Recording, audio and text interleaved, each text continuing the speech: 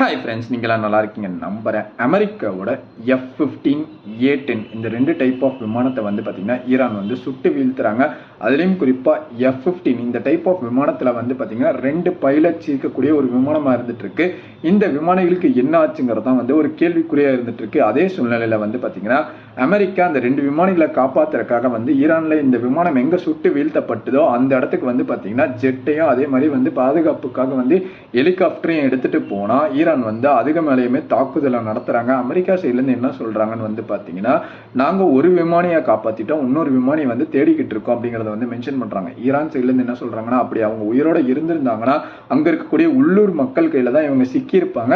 அந்த உள்ளூர் மக்கள் வந்து பார்த்தீங்கன்னா இந்த விமானிகளை வந்து அரசாங்கத்துக்கிட்ட ஒப்படைக்கணும். அவங்களுக்கு வந்து பார்த்தீங்கன்னா ஒரு சன்மானமோ ஒரு அமௌண்ட்டை கொடுத்துட்றோம் அப்படிங்கிறத வந்து மென்ஷன் பண்ணியிருக்காங்க.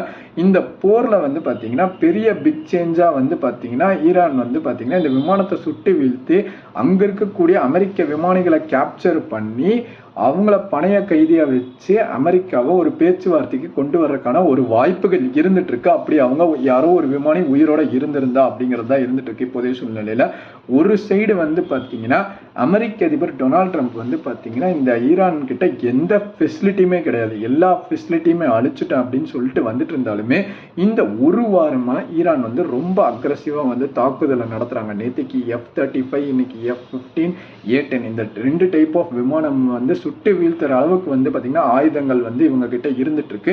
ரொம்ப முக்கியமா வந்து பார்த்தீங்கன்னா அமெரிக்கா வந்து ஒரு பின்னடைவை சந்திச்சுட்டு வந்துட்டு இருக்காங்க.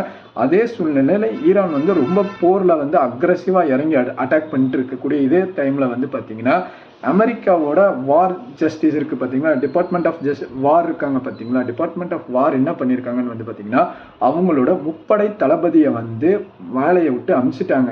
ஏன்னு கேட்டால் பீட்டர் எக்ஸட் என்ன சொல்றாருன்னு வந்து பார்த்தீங்கன்னா ஈரான் போரில் வந்து அமெரிக்கா ரொம்ப பின்னடைவை சந்திச்சுட்டு வந்துட்டு இருக்காங்க.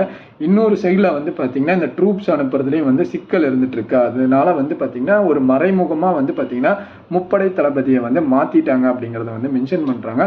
இன்னொரு சைடில் வந்து பார்த்தீங்கன்னா IRGC தரப்புலேருந்து வந்து பார்த்தீங்கன்னா UAEயில் இருக்கக்கூடிய ஸ்டார் கேட்டுன்னு சொல்லிட்டு இருக்கக்கூடிய ஒரு மிகப்பெரிய கல்ஃபில் இருக்கக்கூடிய பெரிய டேட்டா சென்டர், இந்த டேட்டா சென்டர் மேலே நாங்கள் தாக்குதல் நடத்துவோம் அப்படிங்கிறத வந்து மென்ஷன் பண்ணியிருக்காங்க. அமெரிக்கா வந்து பார்த்தீங்கன்னா குறிப்பாக வந்து இந்த பவர் பிளான்ட் மேலெலாம் ஈரானோட பவர் பிளான்ட் மேலே தாக்குதலை நடத்தினா இந்த டேட்டா சென்டரில் வந்து பார்த்தீங்கன்னா OpenAI, அதே மாதிரி NVIDIA, அதுக்கப்புறம் வந்து பார்த்தீங்கன்னா ஜப்பானோட நிறுவனங்கள் எல்லாருமே வந்து இன்வெஸ்ட் பண்ணியிருக்காங்க.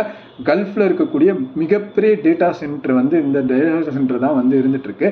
இந்த டேட்டா சென்டர் மேலே நாங்கள் தாக்குதலை நடத்துவோம் அப்படிங்கிறத வந்து சொல்லியிருக்காங்க. 1 GHz இருக்கக்கூடிய ஒரு டேட்டா சென்டர் மேலே தாக்குதல் நடத்தினா கல்ஃபோட